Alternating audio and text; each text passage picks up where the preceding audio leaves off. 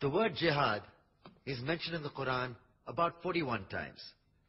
The words mercy, peace, and compassion are mentioned about 355 times. Yes, come in. Come on in, Riaz. Sit down, please.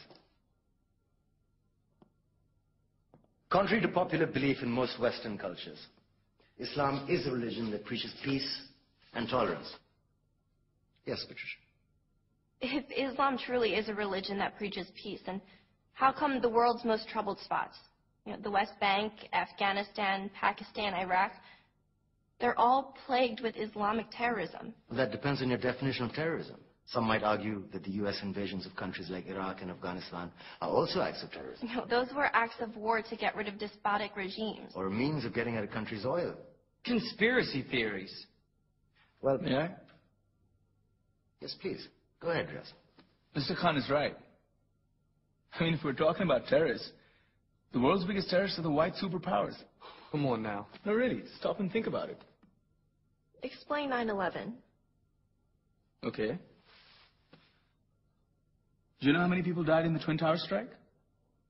Around 3,000. And do you have any idea how many people died in the bombing of Afghanistan? Take a wild guess. More than 15,000 people died. And that's just conservative figures. About 50,000 tons of explosives were dropped on innocent civilians. Men, women, children. Yeah, but that was because of the Taliban. Now that you brought it up, did you know that the Taliban was a creation of the CIA to fight the Russians? Whatever. They were still harboring terrorists.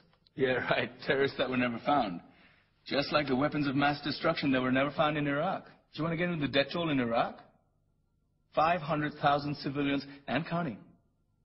And what do Britain and America say when they don't find these weapons? It's simple.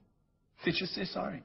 And still refuse to relinquish control of these countries. What are you trying to say? What I'm trying to say is that just because you're American, wear a fancy suit, and call yourself the president, doesn't make you any less of a terrorist.